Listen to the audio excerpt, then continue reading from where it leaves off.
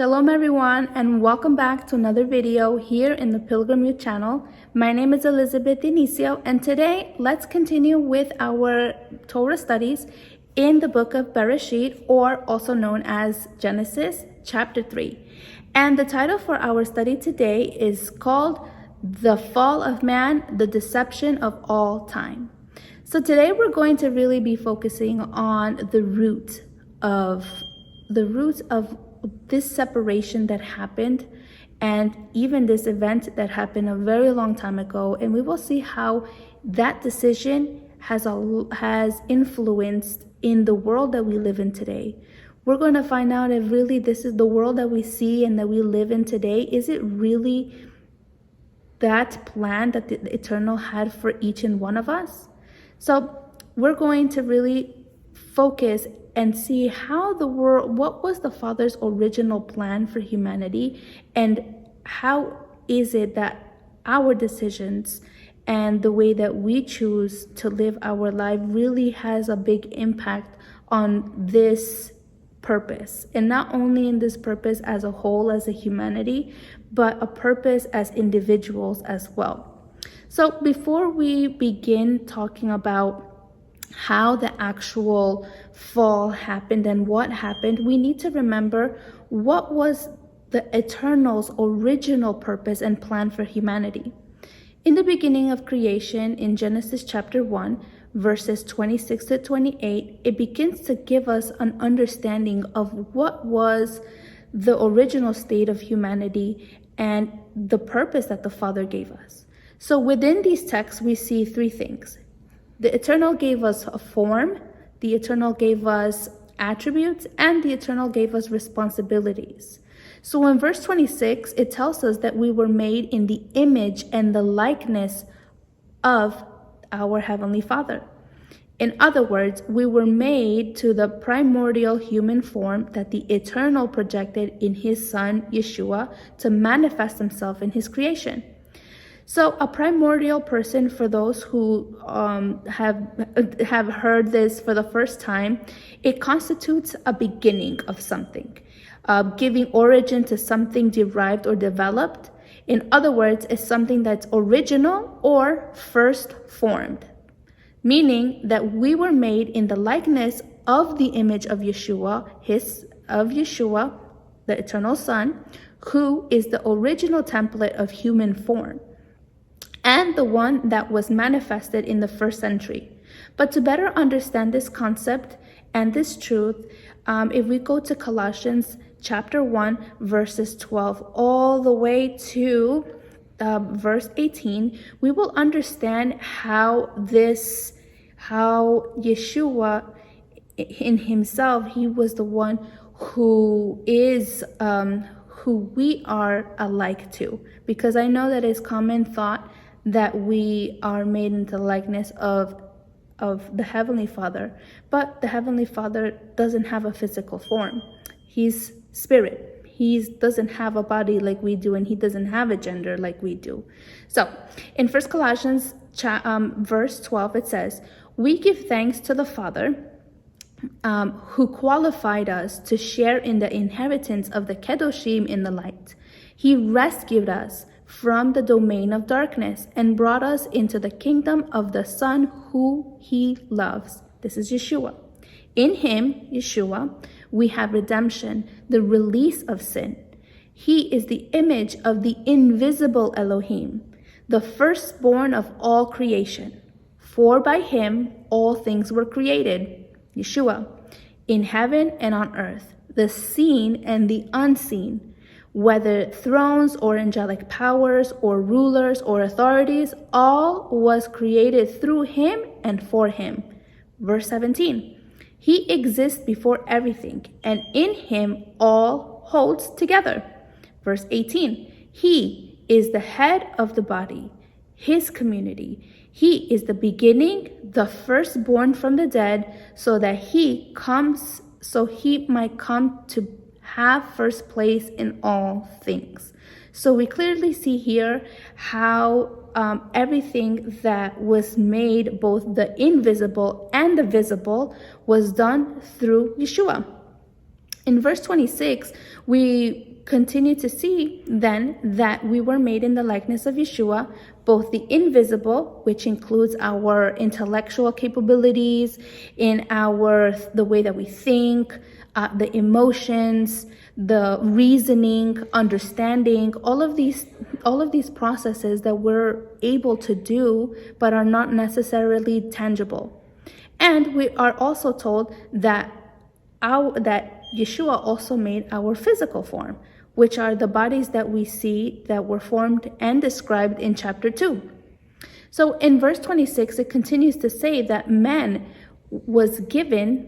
as Adam, or man as humanity, was given the authority to subdue, to dominate, and to care for the earth. So we see here that we come to the understanding that the eternal, even that the earth and the animals that were in this garden, that were made in the world, that the original plan was that man was going to rule over this earth, that the animals and even the earth were not going to put resistance. But we're going to see that later on, this harmony or this purpose was altered. And then we see then that we were given the responsibility to be ministers of this world as an act of obedience to the Creator. So in verse 27, it says that both men and women were made and given this form, these attributes, and these responsibilities. And finally, we see in verse 28 that humanity was in a state of blessing. The Father blessed humanity, and he said to be fruitful and to multiply, to subdue the animals, and to enjoy the plants that he had planted for them. They were in a state of blessing, approval, and tamim, which means complete, mature, perfect. So by chapter 2, now we're going to go a little bit more, just walking a little bit more and seeing how is it that the eternal, what was his original plan, and then what happened. So in chapter 2, we become familiar with how Elohim formed our physical bodies. As we learned last week, that our bodies were made from Adamah, which is the Hebrew translation for the dust, and we also saw how we received the breath of life, which in Hebrew it translates to Nefesh Chaya. So then Elohim, after forming the body, after giving us this form, and he made us perfect in every way, Elohim places man in this paradise, in this garden called Gan Eden. And here he told, or he commanded Adam to cultivate it and to keep it. So then here we see that not only did the Father commanded Adam to do this and didn't give him everything he needed. On the contrary, we see that the Eternal gave Adam all of the necessary things that he needed to do that he needed to have in order to fulfill his purpose. He gave him his intellectual capabilities for him to problem solve, to think, to decide, as well as giving him his body to actually act upon it. Gave him his hands, gave him his legs, gave him everything that he needed for him to actually cultivate the land, for him to actually keep the land. So then we start to see the character of the Almighty and how he operates. This led me to understand that the Father will never ask of us anything that he already did not give us the capabilities to do. So if he says that he wants us to obey his commandments, it's because the Father has given us the capability of doing it. And then we're going to see more further along in the history of Israel how this becomes how our pilgrimage really, we are the ones who determine how our pilgrimage will go. But we will see this in further studies. So then we see how, so we come back to this concept where in 1 Corinthians chapter 10, verse 13, it tells us that the Father will never give us anything that we cannot handle. So he knows us in every way. He created us and he knows exactly what we need and what we need to be doing. So in verse 16 of chapter 2, we see that the Eternal gives Adam a commandment, a very important aspect to really think about and to really zone in. He said, "Eat freely from every tree in the garden, but the tree of knowledge of good and evil you will not eat from it, because the day you eat from it, you will certainly die." So the text says that Elohim directly speaks to Adam this commandment, and he tells them the consequence if they don't obey. So here we see a test that will determine whether they will obey or they will rebel and become adversaries to the Almighty.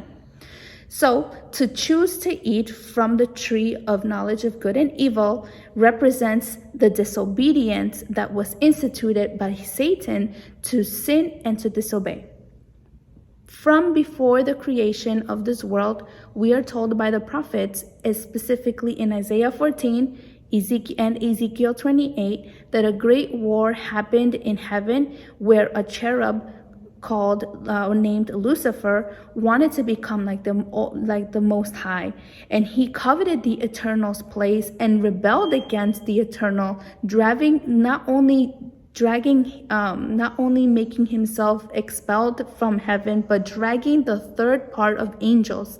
And this, in Revelations 12, we will see that not only did he make himself, like I said, expelled from from heaven, but he also dragged along others.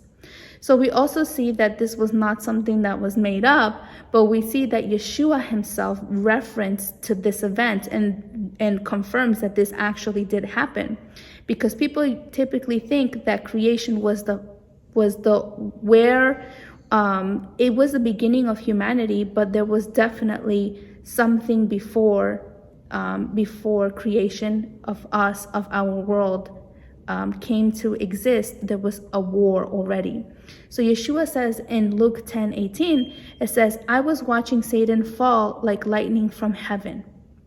So we see here that in the context, he is referencing to this event that had happened, that Satan was expelled from heaven because he coveted the Father, the Eternal's place. He coveted a place that was not his. And we know in scriptures that nothing abominable can be in the presence of the Almighty, because he is a consuming fire. So we see that Lucifer and the other angels were expelled out of the presence of Elohim because of their disobedience. And we will see the same test and behavior in chapter 3 with humanity. So this spirit of rebellion, all of this continues on even in our world. However, it is important to know that there was another tree that Adam and Khaba could have opted for. And this tree is the tree of life that represents the obedience to the Eternal. The tree of life is the word of Elohim that is imparted through Yeshua, our Messiah, who was placed as the head of creation, as we already saw in Colossians. Through Yeshua, the Father gives us fullness and light and life. And that's why Yeshua said in John 14:9 that he who has seen me has seen the Father. So we see how everything starts to interlock and connect. And by the end of chapter 2, it concludes with Khaba and Adam, it states that they were naked, but before sin, they were not ashamed. They did not think anything of it, but they were in what? They were in shalom, which is the Hebrew word for peace. They were united and they were clean before the Eternal. So we see here where that we were made and given all the capabilities to obey and overcome sin. The only thing that Adonai is asking from us and not only us, but our future generations, is to keep his statutes, his commandments, and his decrees. And by doing so, the Eternal is able to impart life, just like it says in Deuteronomy chapter 10, verse 12. So now we're really going to go into chapter 3. And unfortunately, this beautiful paradise that Adam and Khaba were, their bodies were healthy, they were in shalom, they were one with the Father, they were in complete harmony, and we see that they were in their purpose. Unfortunately, Elohim's purpose for humanity did not last long due to sin. The adversary shows up to incite and tempt humanity to rebel against the Almighty, just the way that he did in heaven with the angels. In a single word, we can summarize that the only cause that separates humanity from our Creator and the greatest deception of all time is disobedience. And we will see this in verse 1 to 3. It says, "But the serpent was shrewder than any animal of the field that Adonai made. So it said to the woman, did Elohim really said you must not eat from the trees of the garden?" Verse 2, "The woman said to the serpent, of the fruit of the trees we may eat, but of the fruit of the tree which is in the middle of the garden, Elohim said, you must not eat of it and you must not touch it, or you will die."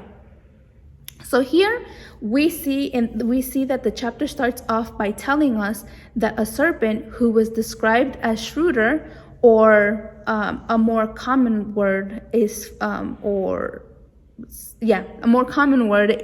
showing cleverness, awareness, and being resourceful, disposed or marked by artful and cunning practices. In other words, a tricky person. We see that this serpent came and spoke to Khaba and asked her a question. The serpent represents here the ancient adversary that was expelled from heaven for his rebellion. For example, it says here in Revelations 12:9, it says, "And the great dragon was thrown down, the ancient serpent called the devil and Satan, who," this is the important part, "who deceives the whole world. He was thrown down to the earth, and his angels were thrown down with him." So we see that the text also mentions other names to refer to the adversary. For example, the great dragon, the devil, and Satan. He has deceived the whole world through his lies. And then we see that we are warned by Yeshua in Matthew 24:24 that false Mashiachs were going to come. False prophets were also going to rise. And these people, these liars, were going to show great signs and wonders so as to lead astray, if possible, even the chosen. So we see here that this trickiness, this artful, cunning kind of attitude and skill, we see that Satan has continued to use these tactics even today in our day and age. And here, the way that he did it, the way that he showed his subtleness, his trickiness, is that he twisted Elohim's commandment to tempt Khaba. But by Khava's response, we clearly see that she knew the commandment and most likely taught by Adam, since in chapter 2, Elohim directly told Adam. However, she is still able to answer correctly. But in verse 4 to 5, Satan contradicts and even assures Khaba that Adonai was lying. Satan lied to Khaba by letting her think that there is something better for her outside of Elohim's love and instruction. And he pictures, he paints, or he describes, or he lets her think that Elohim is like a dictator, a liar, and one who seeks to enslave them and take away their freedom. But the most ironic thing is that Satan is the one with all of those characters. Satan is the one who lied to Khaba and said that she was not going to die, but by eating the fruit, her eyes were going to be open to something new, something better. So we see that this same lie, we see that this is the biggest deception of all time. This doubt and this mistrust that the adversary tries to instill us about our Creator and instigates us to place our trust and our life in things of this world, we see how the enemy continues to bring more ground. We see how some people, even they're like, oh, well, I'm self-sufficient, I don't need the eternal. All of these ways of thinking come from the adversary, come from this original, I call it the original lie, because we see how the adversary uses and twists the Father's word in order to make lies and make people believe that a life without the eternal is truly happiness. And that's for me, that's a really absurd thing to think about. And how, when I look back, I think about, wow, I can't believe that I even thought, I had the thought that it was better to live without the eternal. And it's very sad to see, not only in Khava's story, in the story that we see here in chapter 3, but how it continues to manifest in our world, and something that we really have to reflect and examine our lives, that we ourselves are not continuing to choose what the fruits, to continue to choose this way of thinking, the way that Khava allowed herself to do. So we see here now that Khava, now doubtful and confused, in verses 6 and 8, she begins to covet this wisdom. After listening and actually giving attention to this serpent and listening to its words, we see that she starts to really start pondering and thinking about, wow, what if I was like this? What if I had that? And we see that she starts coveting this knowledge that the apparent fruit had. And of course, we see that with the appealing aesthetic of the fruit to validate what she was thinking, Khava ate it. Khava disobeyed the eternal. This fruit in itself did not cause the death sentence to be imposed upon humanity.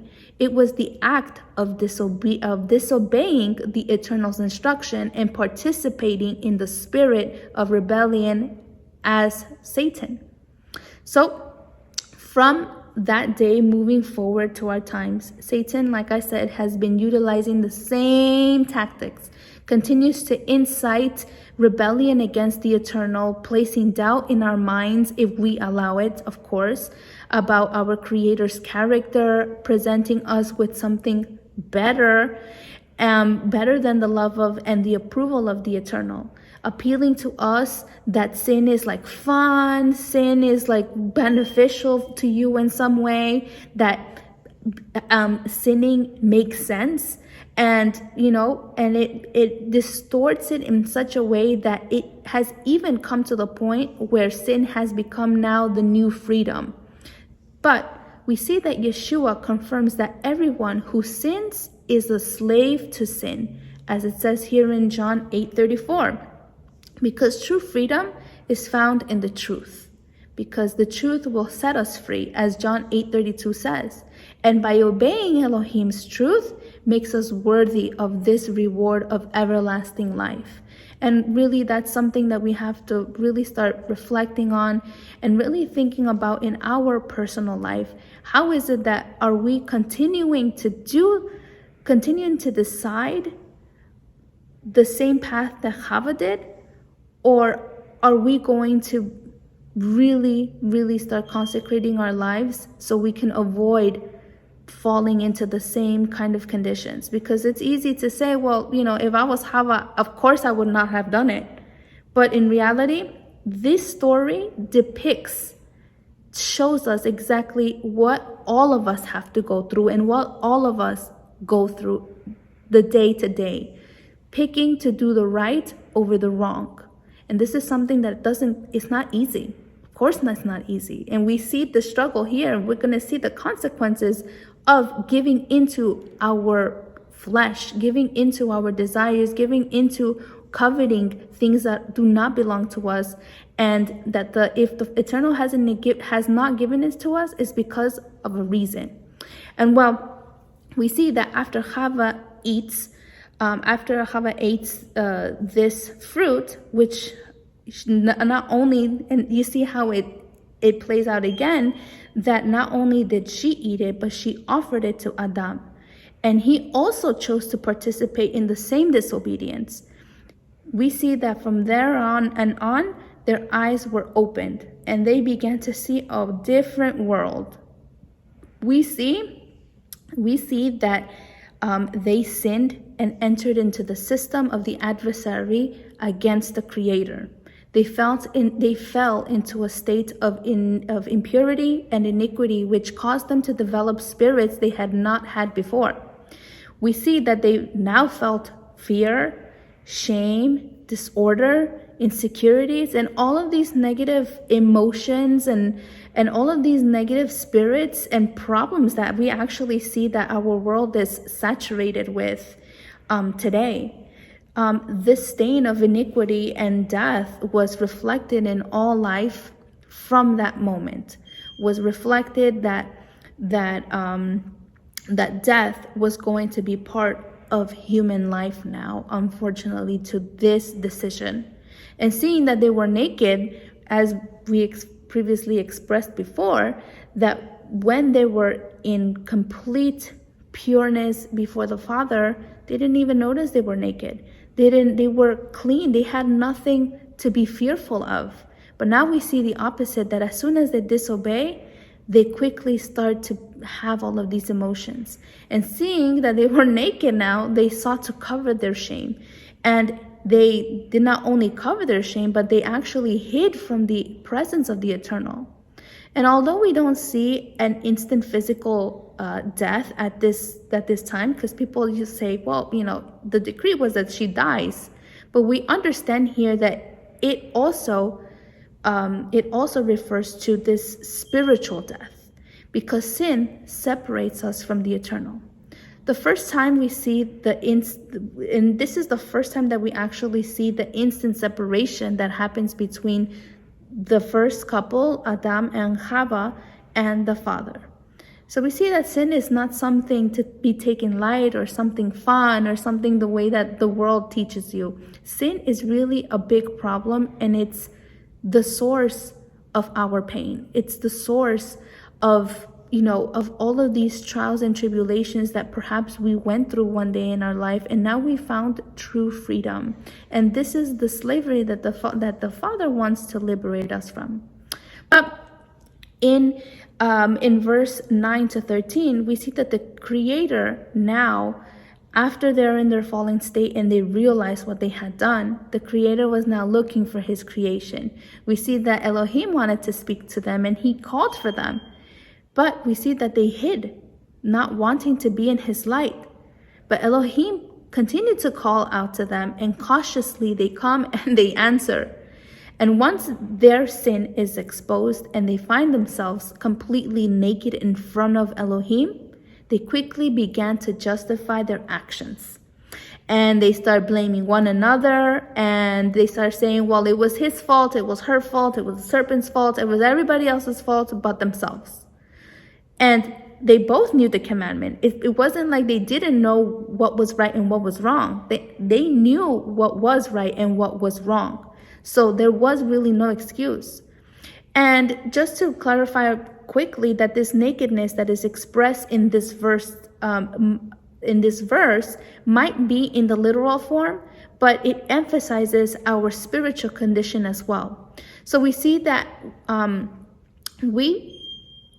it gives us and it helps us understand that we, as His creation, are all observed by Adonai. There's nobody in this world that can hide from him. Just like we see here in Hebrews chapter 12, verse 13, it tells us that no creature is hidden from him, but all are naked and exposed to the eye of him to whom we must give account. Every action that we do, every decision that we make, the Father is a witness. The Father knows every single thing that we choose to do, and we're going to give account to them. So that's why it's so important to understand and to really walk in this life, in our pilgrimage, with understanding, because we see that we will give account to everything that we do in this life. So we see that Elohim is all-knowing, and in reality, he didn't need to ask them what had happened since he already knew. And we see that Adam and Khaba tried to, like I said, justify their disobedience out of maybe not because they truly felt like they really truly felt like, they really how can I explain it? Like they really understood that they had been they were against the Father now. But I think it was more so that fear of the consequence, because they knew the commandment, and instead of taking accountability, they started justifying themselves. So we see that many times we also find ourselves kind of doing the same thing, justifying sometimes even our bad decisions because we do not want to listen to what the Father's instruction tells us.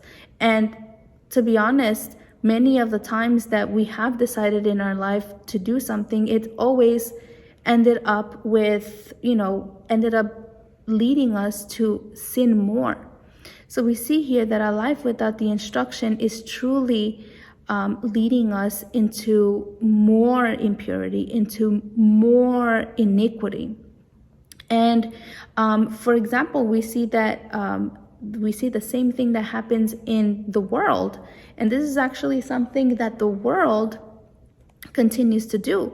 For example, if a young woman, and when I say about taking accountability, is about knowing that everything that we decide in this life is because we choose it that way, because we decide to do it. And of course, there's things that happen to us that wasn't our choice, but I know that the Father is going to be the one who's going to compensate for anything that happened in our life that maybe necessarily we didn't ask for.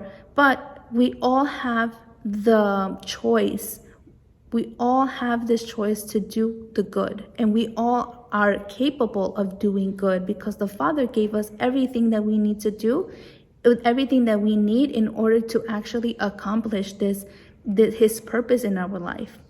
And I was thinking a little bit more about this, and for example, in the world, if a young woman decides not to listen to her parents and waiting for marriage for her to have children, and maybe got pregnant, we see that the world will be quick to justify, and they say, "Oh, well, you can just abort the child, no problem." And what's the justification? Well, she's still young, and she has her whole life ahead of her, and a baby will only make it more difficult. So we see how this act of justification and not being conscious of what we're really doing leads to more sin. And the same thing goes for all the young men when, for example, when picking a partner. It is typical that, when we're in the world and we don't absolutely have no instruction of the Father, we tend to pick people that we think are good for us, that we consider that are good people. But when reality hits and you're in the situation, and we see, because the word of the Father is not wrong. If he says it's not going to work, it's not going to work. So we see how, and then, for example, and then if it doesn't work out, then we see that we're like, oh, well, I did a mistake and now I'm going to divorce. So we see how the world teaches that sin is okay, that breaking the Father's commandments that breaking the Father's commandment is okay, and that nothing will happen. but and that Elohim understands our situation, but in reality, everything we do in this life, we must give account for. So it's something really to think about. And after Adam blames Khaba and Khava blames the serpent, in verse 14, Elohim cursed the serpent above all the animals. We see that Satan is forever cursed here. We see that perpetual curse that happens in this moment. And we see that he is now bound to eat of the dust. In other words, his life is bound to this world and condemned to the destruction that Yeshua will bring at the end. Yeshua assures us that this earth, that this life as we know it, will pass, but his words, which are the Eternal's words, will never pass. We see this in Mark 13:31. So we see here that this is the only chance that the adversary is going to have. And when Yeshua comes and then this life, this world as we know it, will perish, we see that the adversary will also perish because he's bound to this world. And then we see here that we have the opportunity to choose either to be cursed with Satan or partake of the everlasting life through the sacrifice and merit of Yeshua. So we see that through our actions, we choose. In 1 John verse 3:8, it says that the one who practices sin is of the devil, for the devil has been sinning from the beginning. Ben Elohim appeared for this purpose, Mashiach, to destroy the work of the devil. So we see we have so many beautiful promises that the Father promises us that he is going to fulfill in our lives. And now in verse 15, we come across the first messianic promise that now we're going to see that Yeshua is prophesied in this verse. And it says, I will put an animosity between you and the woman, between your seed and her seed. He will crush your head and you will crush his heel. And although Khava does not possess this seed that we see about, that is spoken about here in the text of a descendancy in a literal form, the text does reveal that someone would descend from the Most High and be manifested through a woman into this world. And for what purpose? For the purpose of destroying sin. And who is this, we may say? Yeshua. As Galatians 4:4 tells us that when the fullness of time came, Elohim sent out his son. So we see that Elohim sent out his son and born of a woman. So Yeshua originates from the eternal and not of a seed of a man. So from this moment on, we will see how Elohim will continue to preserve this lineage, will continue to preserve this seed that was manifested, that now we know that was manifested in the first century. But we will leave these studies we'll leave this point or this study for the upcoming videos. So from verse 16 to 20, it details the specific consequences for Khava and Adam. We see that sin brings forth consequences. And as believers, we need to be conscious of our decisions, as we've been saying, because in James 1:15, it tells us that when we begin to, or if we give into our desires, and this giving into our desires conceives, and it says it gives birth to sin. And when sin is full grown, it brings forth death. So we see here that giving into our whatever we want, into our fleshly cravings and wants, the only thing that it brings upon our life is death. And then we see here that far from their original state, as we previously talked about, in verse 21, Elohim in his mercy, he covers them. He covers them with the innocent blood, a blood that would cover their sins while Yeshua was not manifested yet. When he did come, he came to save those who believed in him, so they may not perish but have everlasting life, as 3 John 3:16 says. The Eternal sent Yeshua to the world to rescue us from this state of sin. Elohim loves us so much that by the end of this chapter, by the end of chapter 3, from verse 22 to 24, we see that Khaba and Adam were expelled from the garden. But although it may seem a little bit not unfair, but it may seem a little more like a punishment, in reality, we see that the Father expelled them out of the garden out of mercy, because he wanted to prevent Adam and Khaba to eat from the tree of life. Because if they would have eaten the fruit of the tree of life, they would have stayed in their sinful condition forever, and then salvation wouldn't even be an option. So then we see that he expelled them out of the garden, out of Gan Eden, and then now the Eternal was going to fulfill this plan, and this plan that would bring forth salvation, and this salvation that was going to be brought by his Son to redeem this world, to cleanse us from our sins, and give us the opportunity to partake of eternity. So our job now, today, is to become free from the slavery of sin and stand firm and not to be burdened by the yoke of slavery, to resist the adversary and never fall back into our own filth, rather to be occupied in washing our garments in his living waters. And by doing so, it says in Revelations 22, verse 14, it says, "How fortunate are those who wash their robes, so that they may have the right to the tree of life and may enter through the gates into the city." Brothers and sisters, this is really something that I just reading about how sin came about into this world really made me reflect a lot about our choices. And we have the choice today whether we're going to continue allowing the adversary to separate us further from the Eternal, or are we going to trust in the Father, trust that he knows and he has the best interest in our life, and trust our life in him, that he may direct our steps and that he can preserve our life.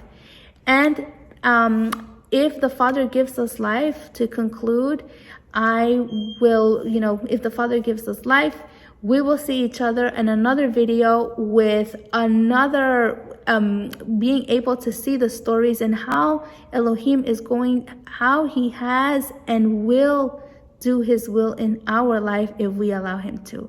May the Father bless all of you, and I shall see you in another video. Shalom.